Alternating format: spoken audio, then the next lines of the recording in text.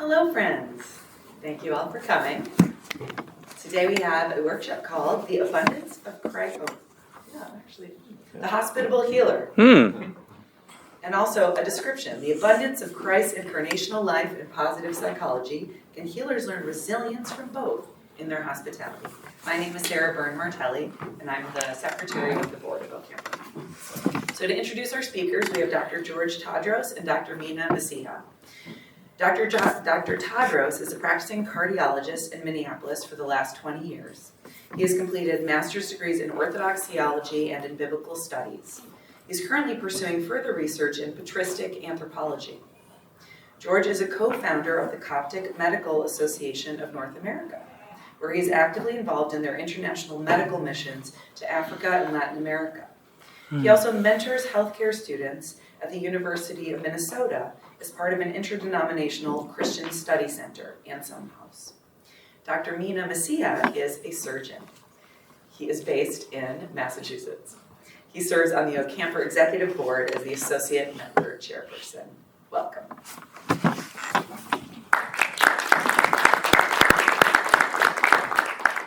I am so glad everybody's already sitting nice and close, and because this room is overwhelming. It's very intimidating. So thank you all for sitting nice and close, and the people that are just walking in are going to come all the way to the front. We're walking. So thank you, Sarah, for the introduction. Thank you, George, for putting up with me and accepting me as a partner in this adventure that partner in crime this morning. So I think we've gotten off to a great start with His Eminence and Dr. Carla, and I think we're going to hear a lot this weekend about what it means to be a sacred healer. And I think a lot of the questions are not so much about identifying what it means to be a sacred healer, because we've seen Christ and we see how perfect Christ is and how he deals with people. And I think what we're going to focus on today is the gap between where we are and where Christ is. How to be a hospitable healer, right? When we ourselves, right, need healing. So, for all of us, people in medicine, people in psychology, people in theological and pastoral vocations, we're all called to serve in these vocations, right? We don't show up, like we don't wake up in the morning and we're going to say, oh, I'm going to go treat somebody badly today. Like we go and we're like, oh, I'm going to be patient and I'm going to love and I'm going to be, hospitable and I'm going to be like Christ. And we fall short of that standard. And the question is why, right? Why do we fall short of that standard? And then what do we do about it? So I'll be focusing more on the why, and George will be focusing more on the what do we do about it. And one of my favorite chapters in the entire New Testament is Romans 7, and it was alluded to last night, where, there's clearly this gap. It's like, I see what I'm supposed to do, I just don't quite do it. I see what hospitality looks like, but I'm not really sure if I'm the benchmark of that hospitality. So I made up this little lack of hospitality matrix, and I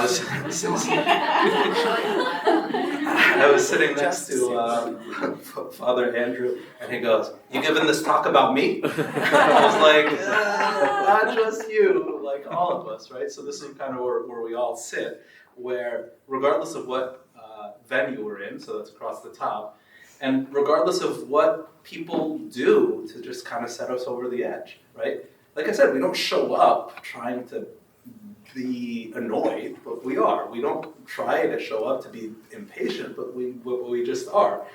And I'm going to give us all a chance to reflect and discuss and maybe turn to someone next to us and think of like a real tangible scenario that we can hold on to for the rest of our time here. But I'll just share with you two quick ones. I was just on a very, very long transit.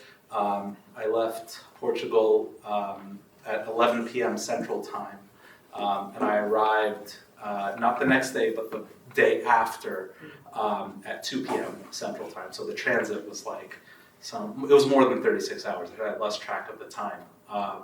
And this lady at the airport that really could have helped me a lot And if she saw my panic and my eagerness to get home, and she just stopped and she's like, listen, everything's going to be okay. We're going to get you home.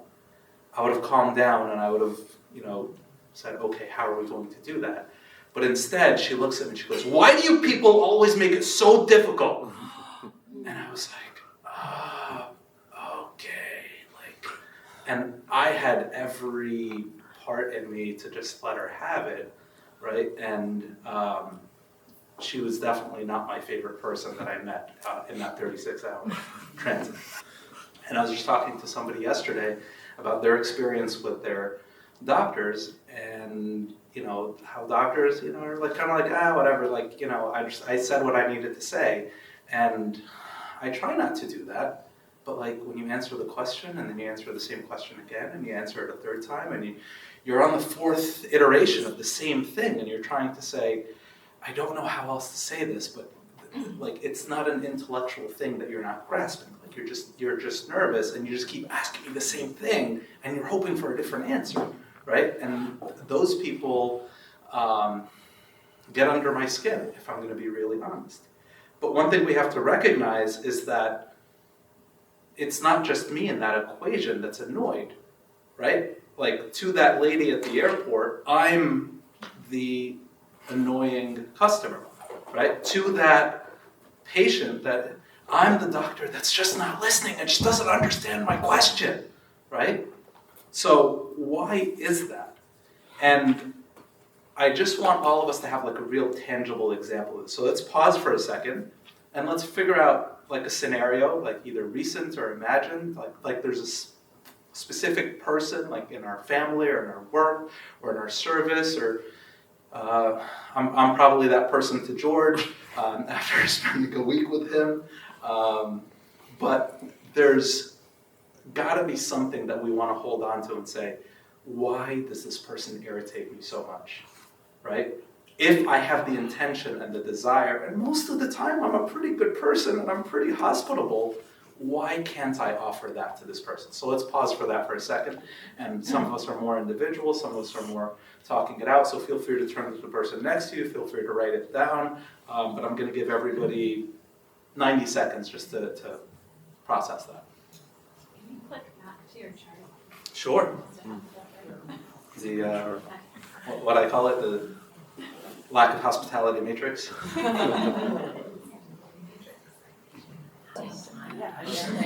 And one day she... Okay.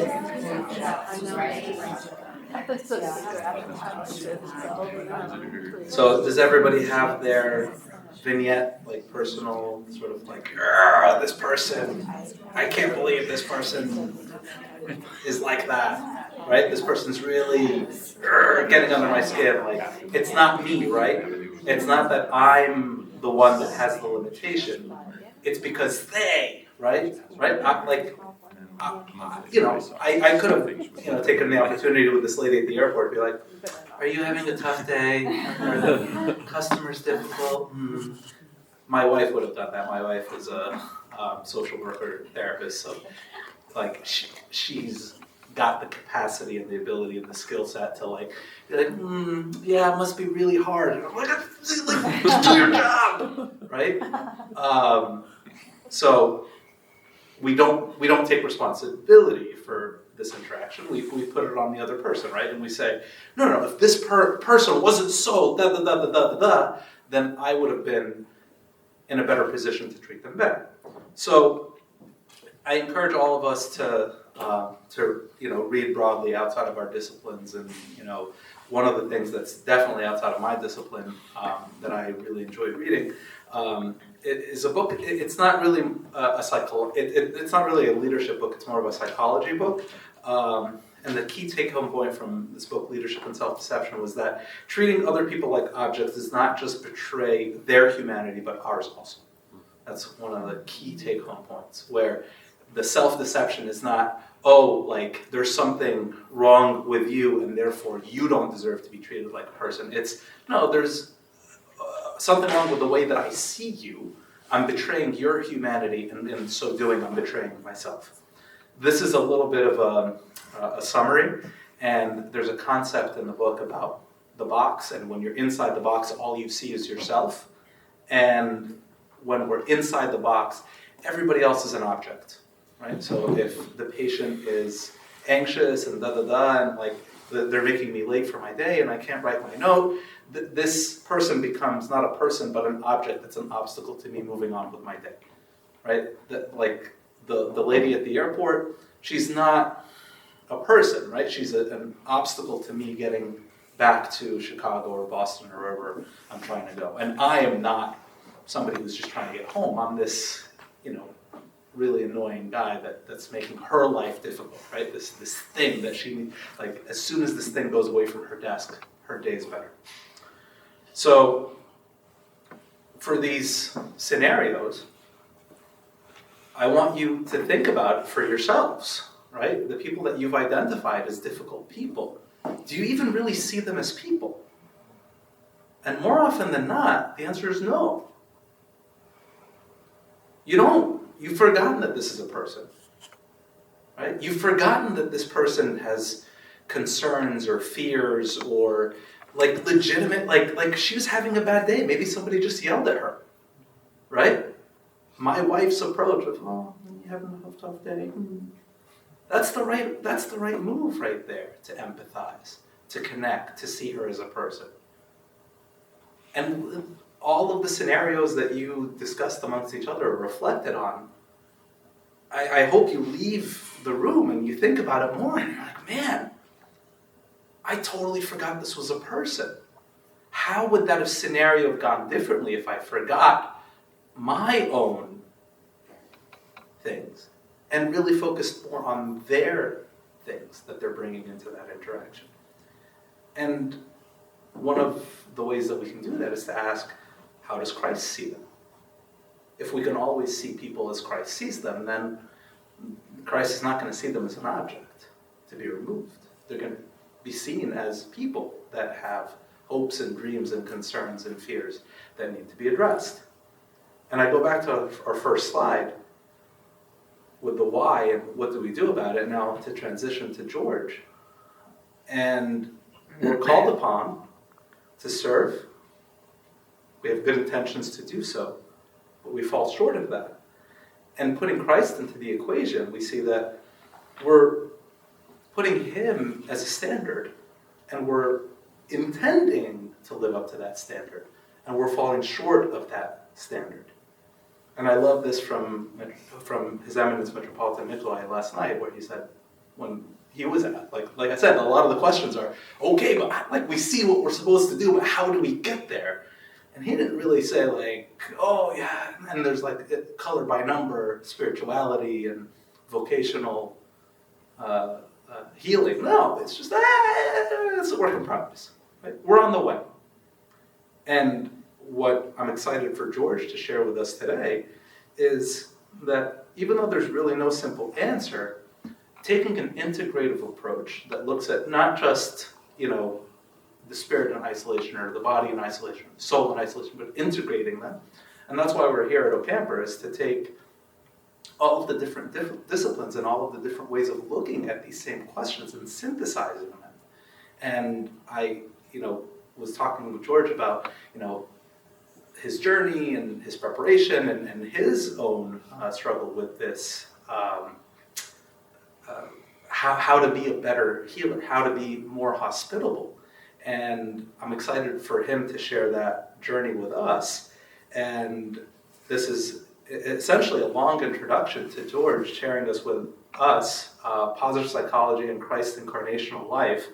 And hopefully this becomes an example, right? And a means by which, not just taking away what he'll share with us today, but also looking at other avenues, other resources, other perspectives that will help us to close that gap. So it's not just about, what we're thinking about and talking about today, but what are other ways that we can close that gap that we obviously see between us and how Christ shows us. So without further ado, Dr. George Tadros. So kind of as Mena mentioned, kind of one thing people would say is what is an orthopedic surgeon and an interventional cardiologist doing with psychology? But the funny thing that we're not approaching this as providers, we're approaching this as us being patients, okay? Because sometimes as providers, we forget that at the same time we're also patients. So to be a hospital healer, it takes a lot of strength. But then sometimes we don't even know the strengths that we have until we get to a crisis moment.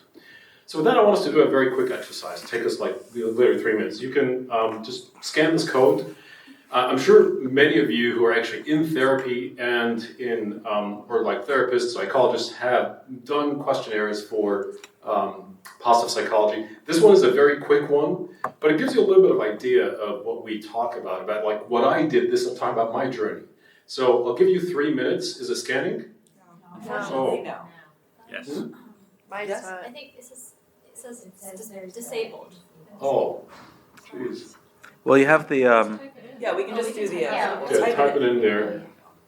Yeah, actually type it in. So I got the QR code and probably, sorry, it was one of those free QR codes. You know how it is free, but then probably they kept it free for like 10 minutes.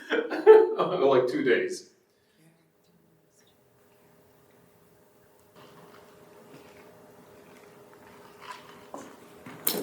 So I'd ask us kind of maybe just to put a pause and just make sure you still have that webpage, because like it would still save your answers and you can do it, maybe just right after we're done. But some of you may wonder what got me into this? And I think it's kind of to the point of what Mena said, and throughout the way is like, when we're on a way, a lot of times we stop to ask ourselves, are we still on the right way? And we've been doing this for like the last week, are we still on the right way? And for me, being in interventional cardiology, it was a very tough one, because when I started in medicine, I was wanting to be a sacred healer. I wanted to be a hospitable healer. But as time went by, you're going by the inertia and the momentum of being in practice. You never stop to ask yourself, do I even have the reserves enough to stay there? What's your standard you're being compared with? In the hospital, they're comparing you with your productivity. Patients are comparing with patient satisfaction surveys. I'm trying to compare myself with our Lord Jesus Christ, but I get to a point, almost I say that, I turn to be a stoic, in like almost stoic spirituality, okay? I try to ask myself the spiritual question, but out of stoicism, I stop to kind of basically say, am I even equipped for the pain that I'm dealing through? And it came to a point that actually practicing for almost 20 years, and I know it sounds like a cliche, but it comes to the point of almost like at the pandemic where you get to the crisis point. It was not because it was a crisis in of itself, but because I came to the realization I just had no reserves. And through the pandemic worked until one day when I completely broke out, and I vividly remember, I'll share with you a story very briefly. We thought we were making progress, and then one day I was called into the ER emergently as a cardiologist, and they didn't tell me what's happening. And I go down there and I find this 39-year-old female, literally full-term pregnancy, comes in with a full-blown COVID, cardiac arrest completely full-blown. We work on her in the ER, us and OBGYN. Neither her or her baby make it. And that day I just went home and I lost it. Didn't realize that how depressed and frustrated. Didn't realize, how I had no reserves. Went back to the church, and I have to say, I struggled a little bit, because a lot of times the answer was given to me as like, well, it's a spiritual battle, it's a lack of faith. Okay, and I said, no, I think there is more to that, and I tried. I tried hard, trust me.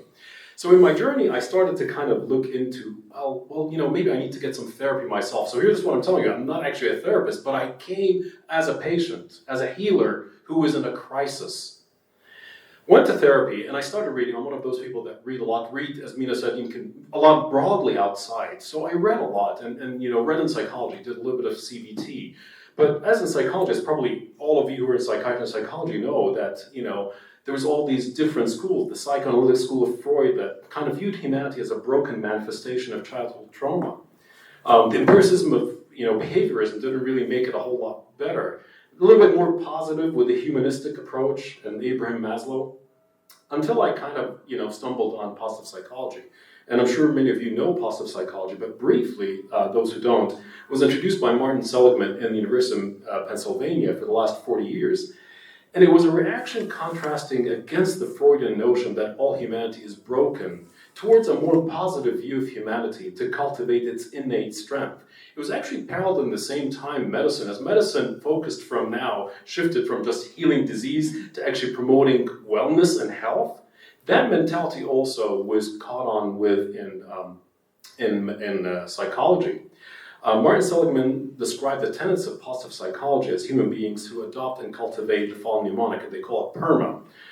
P for positive emotions, not limited just to a sense of happiness, but it's a heightened awareness of the power of savoring the moments of true joy, okay? And when you get into that, they call it the zone, and his partner, Mihaly Csikszentmihalyi, is the one who described the flow research, where it's not necessarily you're just happy, but you get kind of a sense of purposefulness, okay? So that's the P. The E, engagement, okay? You're living at that present moment, focusing entirely at the task at hand. Our relationships, you feeling supported, loved, and valued by others. It goes both ways, as Mena was saying. It was kind of a bi-directional. M, a meaningful life, a need to have a sense of a value and worth and a purpose. And then A is for accomplishments and achievements. These achievements are not necessarily accolades that you put, but actually rather intrinsic goals that go into that purpose that you're going.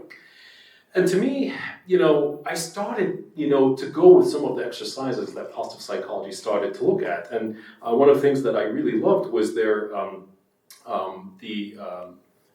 description of the virtue and strength characteristics. So character strengths, they defined as a family of positive traits. They're expressed through the person's thoughts, feelings, behaviors. They're recognized as strength. And they kind of put them as classes. And when you look at these classes, actually, or these groups, they put those 24 to 6 groups under the virtues of wisdom and knowledge, humanity, justice, courage, temperance, and transcendence. And you find that actually, and I read, I'm not going to go into details on this, but there was a beautiful paper that did an overlap between this and the fruits of the Spirit. It was fascinating, okay? And that in of itself was a beautiful paper, and I thought it was just amazing. So I started, even as I went through therapy myself, I started reading a lot of those books, the materials, and I can give you what I read. I'm sure you guys have more than that. But the question is that, what did positive psychology offer me at that point?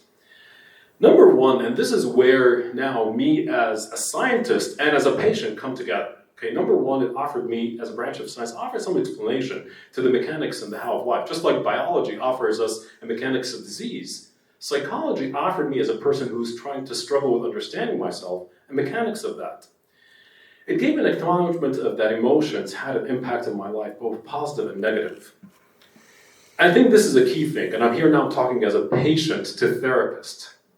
Because a lot of us as healers who are patients lack the tools to describe what we're struggling. I didn't know until that time I struggled with negative ruminations, and I couldn't have a word to describe it until I started therapy, okay? The ruminations about how my day went bad, and the ruminations about how I lost this patient, okay? That every day for almost months after that, just living those negative ruminations. I didn't know that actually I had a huge predisposition to anxiety and depression, okay? And I just stoically said, I'm gonna live with it, okay? So that gave me some tools to describe what I was struggling with. It served to me that even though I knew from, my church and theology that, there's still something good in me, positive psychology did emphasize that from a scientific standpoint, that there's still some strength, some goodness within me. There was still some critique of positive psychology, and this is where now, because as I lived it and I got happy, and it's like things are moving, as a critical person who tries to understand a little bit of the depth of what I'm subscribing to, okay? Where did positive psychology fall short? Well, number one, it's been critiqued as really Pollyannish, idealistic, and has a sense of happyology. But the biggest critique, as you start to read, and this is where theology comes into play, is that most of the founders, especially Martin Seligman, he kind of said basically, it is morally neutral. What makes you happy, I'm not going to judge that, as long as it's not necessarily hurting others. It doesn't have to fall within a morally acceptable view. So he said, I'm morally neutral. I'm morally agnostic. And that's very hard, actually, sometimes to accept. It had no cogent philosophy of man. There was no anthropology to it. There was no understanding of the nature of man. It was just an understanding of, how you function and how to get to be to that happy state. it doesn't really have any constructive room for negative feelings such as guilt. It has no real room for suffering. There's really no room there for the cross. And when some Christian groups adopted it as just like, hey, a wholesale adoption, it was criticized as just another arm for prosperity gospel. So it took me about a full year of therapy and adopting positive psychology, but then part of me said, well, there's something I'm missing there, okay? And that's where I had to go back into my, incarnational theology. And incarnational theology, as you already know, that the biggest thing is being created in the image and likeness of God. And it's not just, when you read our patristic theology is very cool about this, is that there is a dynamic journey between the image and the likeness. And not just the dynamic journey, but there's also a sense of synergy, okay? God gives the image, but there's a synergy, okay, between what we do and the grace of the Holy Spirit into that transformation, into that likeness. Just a couple of beautiful quotes, and I would give a lot of credit to this to Father John Baer. His work on becoming human is probably big at the foundational of how to understand that. But Irenaeus, when he says it was necessary first for nature to be manifest, after which that was mortal to be conquered and swallowed by immortality, the corruptible by the incorruptibility, and the human being to be made in the image and likeness. That is the Alpha. But then also, since he who saves already existed, it was necessary that he who would be saved should come into existence, that the one who saves should not exist in vain. Father John Baer, if anyone of us read The Mystery of Christ, it's a bit of a shocking revelation when he has the chapter on creation of man, where he kind of basically emphasized, and he said if anyone attended his lectures, he talks about it ad nauseum. Christ was not plan B for humanity. Christ was always plan A. He doesn't say that it means inevitability of fall, but we have to remember, and this he goes back to Irenaeus, that our Lord Jesus Christ was always called the Savior. So Adam was always in need of a Savior, okay? So what do I get from this? The Alpha and Omega have been eternally determined in the mind of God. And then what comes in the middle is the flourishing. And this is where I struggled. I was just not flourishing. But I realized when Irenaeus also says, for the glory of God is the living man. This, by the way, is very different perspective from, let's say, the evangelical prospect of what's the glory of God? What's man's purpose? Is the glory of God. Actually, he's putting it the other way. The glory of God is the living man. He makes a disclaimer, the living man, the life of the man, is the vision of God.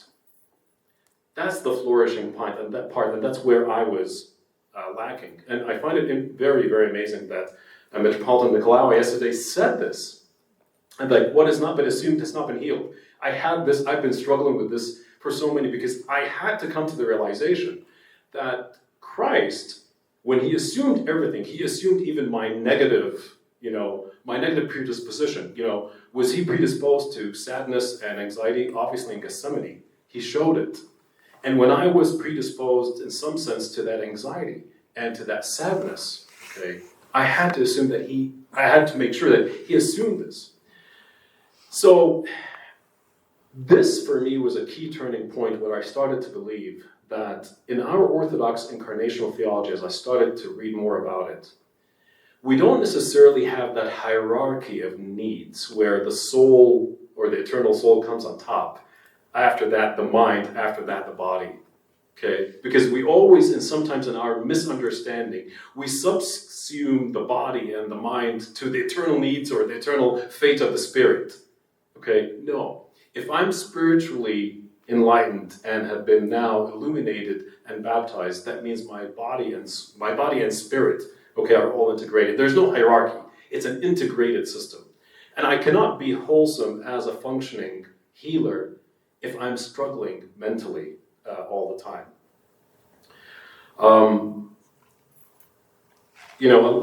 You can read it, and it's interesting that he mentioned also yesterday the logoi. He kind of stopped and said the logoi, and I had the same thing, because for me the logoi, and he said it can be translated as principles, it can be translated as an archetype. So I have to believe that going through the struggle of what I went through, Christ was an archetype for me, okay, even in my struggles. And to quote Christopher Bealey from I think it's Yale Divinity School, Christ is himself the archetype and the first instance of human flourishing, and other human beings flourish by participating in Christ's divine human life. So to bring this into conclusion, where do I think this integration can come? Incarnational theology, where a positive psychology was great about what's happening in your life right now. Positive psychology has been criticized, and many other arms of psychology, not offering the telos. What is the end result? When you say, I'm trying to improve my life right now, to what purpose? Is it just for right now? Or there's an eternal telos for that? There's an eternal goal for that? So incarnational theology can complement, can make it a foundation for what positive psychology was doing. Number two, it offers a guardrail. Because if positive psychology is morally agnostic, our incarnational theology, our anthropology of what we believe is good in man by God's nature, being in the image, offers the guardrail. Not everything is okay. Incarnational theology can offer a cohesive theology for the role of suffering in human flourishing. And that has been a critique of positive psychology. There's really no room for suffering, what to do with it. And incarnational theology, because Christ, as he conquers death through his living body and through the resurrection, offers us that theology. It integrates the vertical and the horizontal aspects of the human interrelation with God and with others. And then while positive psychology focuses on socially valued outcomes, Christian flourishing focuses on alignment with kingdom values. There is an added value to what anthropology or Christian anthropology can offer. What has been interesting to me, and this is where the Orthodox theology comes into play, Western psychologists, as they look at this, I'll quote you from Ellen Chari, who's at Princeton. She says, while classic Western Christian psychology contains a positive element, much of its psychological conversation has emphasized the negative elements conveyed by the phrase, the human predicament. So she made a very interesting parallel between the Western classic theology or their anthropology and Western and psychology, where there's been more focus on the negative elements. In fact, she made and she's Western trained, she made the link saying that, it's almost the Freudian element is very much, Martin Luther, okay, the depravity. On the other side, when we look at our patristic anthropology, even though that we know that human nature was broken by sin, it is not completely depraved. In fact, most of Irenaeus talks about the Adamic nature as infantile, as learning. They talk of the fall more in terms of it being the prodigal. They're lost, but they're not depraved. They're still part of the image. Their image is still there. They are blind. They need to be illuminated, but they're not completely lost. And the question that I've kind of raised in here, could there be further discussions between Christian anthropology, especially patristic anthropology, and modern psychology? Could there be a common ground for Christian anthropology and modern man in their pursuit of happiness, meaning, and well-being? Even if philosophies of man differ, can there be an agreement on common tools to be introduced to both healers and those they heal? I approach this actually in a very sensitive, a very selfish sense, because healthcare is getting worse and worse and worse. I know that my reserves that I got in this healing period are going to be tested again. I know if I have another 15 years in front of me in terms of my career, it's going to become harder. Can there be a common ground where our patristic anthropology can offer to the secular man a sense of the goodness of the image that God created, where positive psychology is trying to bring in those strength and virtues inside you? One of them is actually transcendence, okay? And I'm not saying opposite, but it's a different message than pure Augustinian Western depravity message, okay? Where actually there's still something good in you. There's still some strength in you. It needs to be illuminated. And actually the only illumination that you might get is the image of Christ. Can those overlap together?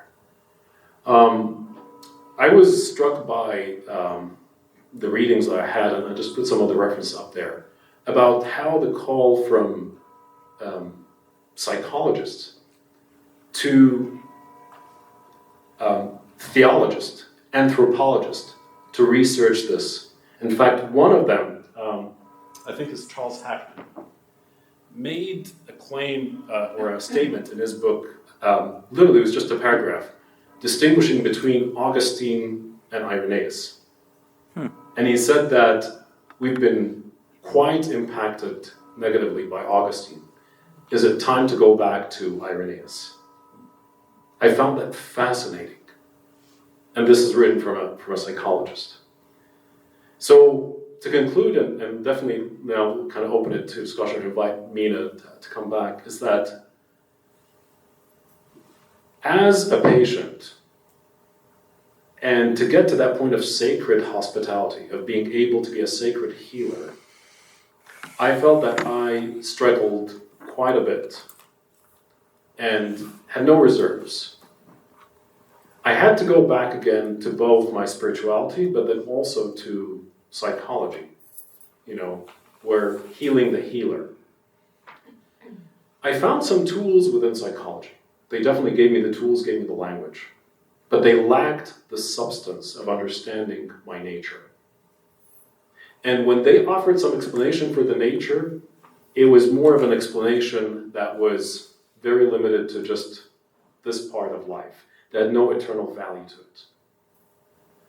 Where our Christian Orthodox anthropology, I felt, was very enlightening to me, was giving substance to the tools that I was using. Although they didn't agree on everything, for sure. Many things there was no agreement. But I felt that there was more concordance that I could learn from than actually discordance. So that's the whole point of bringing faith and our tradition and science, psychology being a scientific discipline, into our healers and maybe even into our congregations. So thank you. Mena, come back.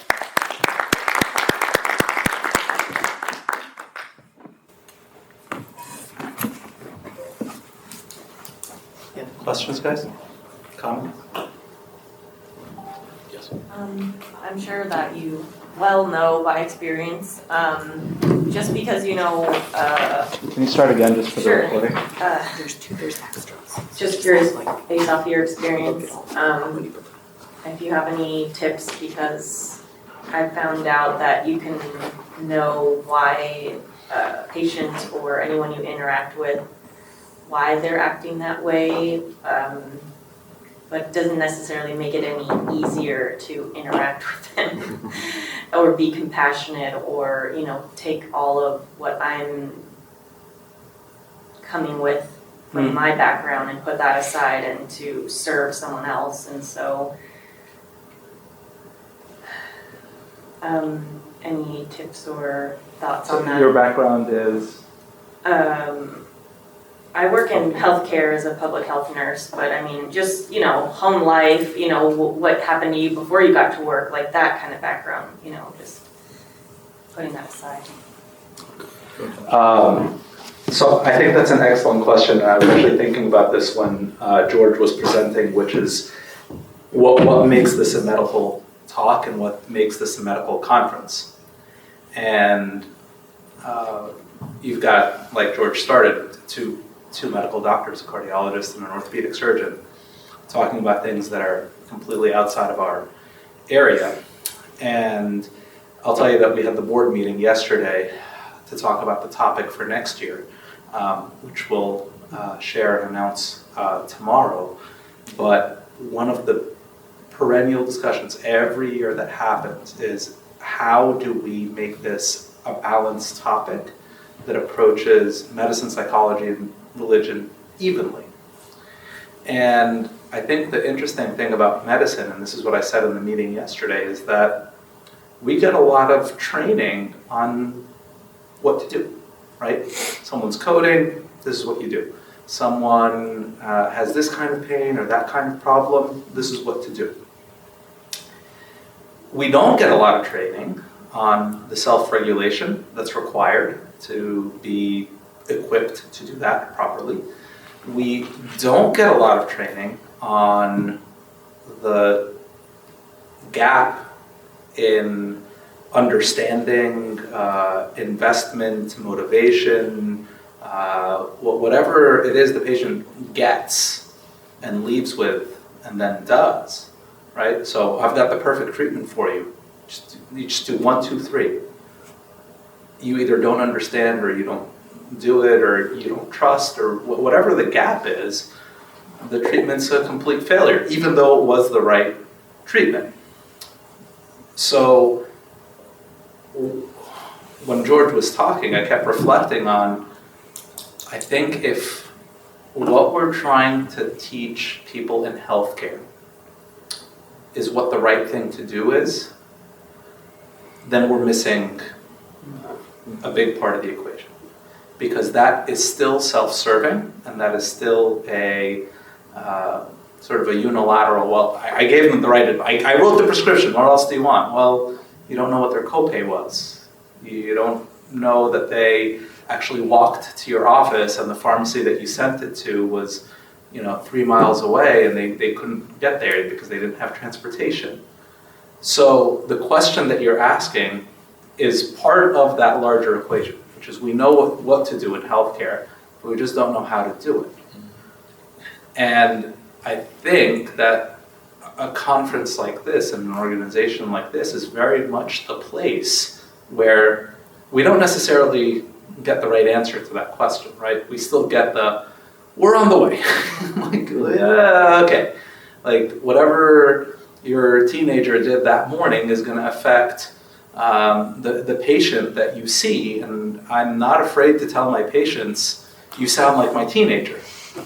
I literally said that to somebody the other day. I was like, I just had this conversation with my teenager yesterday where they didn't want to do this because this, and this, and this, and now I'm hearing the same argument from you. Both of you know better. And that's what I told my teenager, and that's what I'm telling you right now, is that I can't force you to do the right thing. Once you leave here, you're free. Now, you can choose to do what's best for you, or you can choose not. But it really is a complex dynamic. And I know that I'm using so many different, and this and that, in the end, just to say I don't know, right? But you're not the only one, right? And knowing that you're not the only one, and it's something that we're all trying to work through. And this is exactly what we need to identify, as George did, a strategy. And maybe that strategy works for you, maybe it doesn't. Please. So one thing I'll go from what I learned from therapy. Prior to therapy, I never was taught to actually get outside of my brain and think and evaluate what's happening as an outsider. It gave me kind of a sense of an objective ability to evaluate the situation.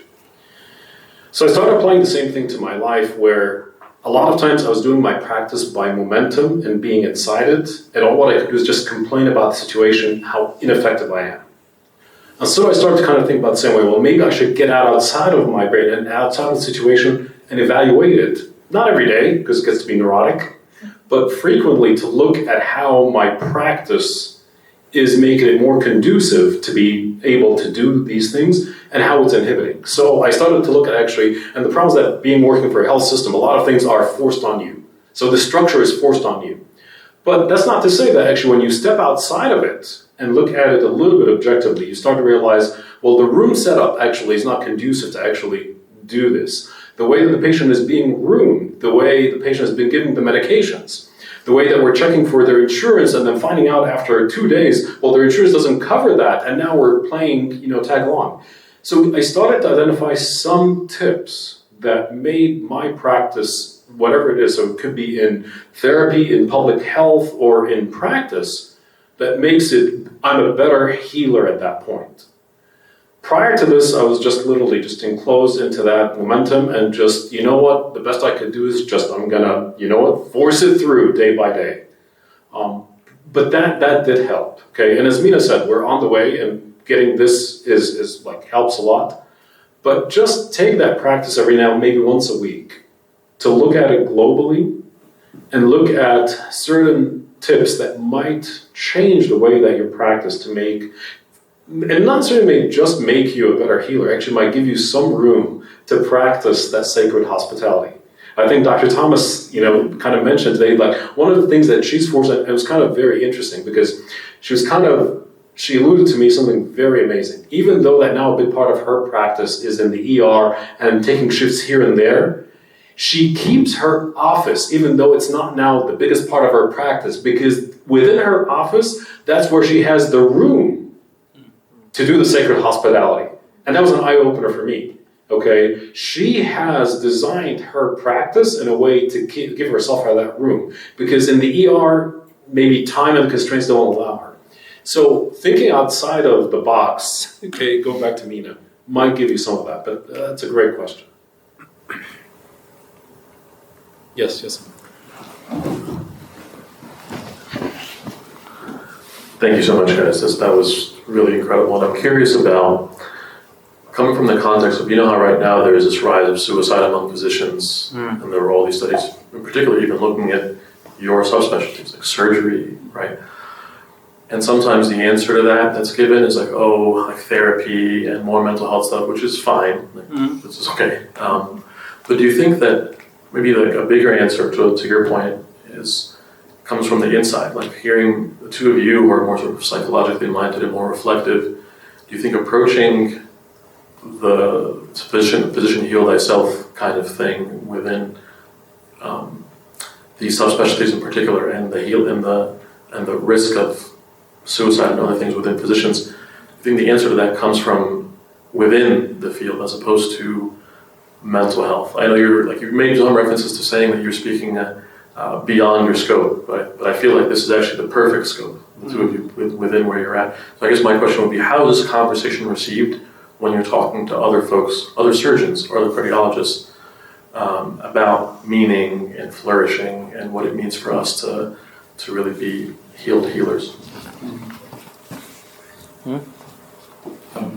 Well, I'll just briefly talk about my journey. It's like, it took 20 years of practice until I got to a crisis mode to realize how poor I am. And if it was just only by the grace of God that I was able to get through it, but definitely it gave me a better sensitivity, now able, with other providers, with my son who's a med student, to identify ways. So the answer is yes. I think maybe that we're not necessarily going to be doing it on a podium. No, that's not the answer. But I think as a community, when I remember the time when I was on my cardiology fellowship, it was brutal. And the only way we supported each other was by taunting each other, you cannot man through it. I'm sorry. That's the only way to support. That's horrible. And it kind of brought to my attention, as a community of healers, it's almost like a taboo to talk to each other in a community, not from a podium, but between each other is like, hey, you need support. So the answer is probably yes. I think we need to be more mindful, more compassionate. I think the compassionate part that Dr. Thomas talked about, is big time missing amongst us as a community of healers. And not from a talk, but actually within the community. I think we have a saying in medicine that nurses eat their young. It's not just limited to nurses, right? The sentiment of I don't see what you're complaining about, we've all been through it, is part of that toxicity in medicine, where nobody listened to you, nobody cared for you, nobody accepted your struggle, so why do you need to share in somebody else's, right? You've got your own to deal with. If you can't deal with it the way that I dealt with it, which is probably really unhealthy, then, I don't know what to tell you. I think we have to do a better job on the systems level, as an organization, as a healthcare system, to really both incentivize good behavior, stop incentivizing bad behavior, which we do. The perverse incentives in medicine, like, simple examples like surgeons don't get paid to spend time with patients and explain things. We get paid to operate. What do you think surgeons are going to do? Big shocker, right? Do I spend 40 minutes explaining to somebody that they're going to be okay and holding their hand and reassuring them, or do I just move on with my day? Or do I offer them a surgery that they don't need, right? Simply because I have this perverse, concept that, somebody else is going to do it, so might as well be me. No. So we're not incentivized to take good care of people, and we're not supported. So if we're not incentivized to take good care of people and we're not supported, I don't see what is surprising about all of these gaps. So we're lucky in here and the relationships that we have to have somebody to be like, hey, listen, you're not the only one that's struggling. There's no reason to be so hard on yourself. Tomorrow's another day where maybe your expectations are unreasonable, or maybe the system that you're in is just too difficult, right? If the system wasn't so bad, you'd have an easier time. And that broad perspective that George was talking about is something that we don't get when we're the ones that are in the, right? When we're drowning, we don't see the life raft, right? Somebody else needs to throw it. Somebody else needs to guide us. But I do think that the system itself has a responsibility. Professional societies, healthcare systems, CMS, there's all sorts of people that, out of their responsibility for patients, have to take better care of doctors. Right, so that hospitality matrix that we had, there's big gaps there, but you don't just tell the providers, if you were a better person, you would be, okay, but what support are they getting? So I see Sarah on her toes, which means we're out of time. Well, thank you very much, Dr. Tadros and Dr. Mesiha. This was very interesting and fruitful. And so, we will, and just so you know, we're recording all these talks and they'll be available on the OCAMPR membership portal. The plenaries and keynotes will be available publicly, and then all these workshops and papers will be available just for our members.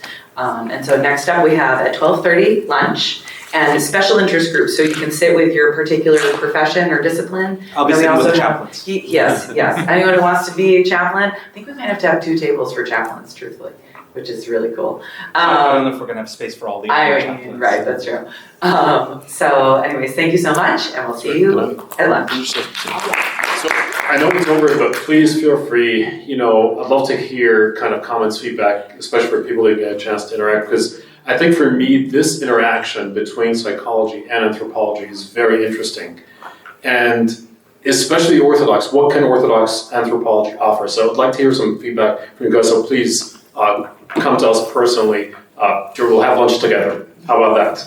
Thank you.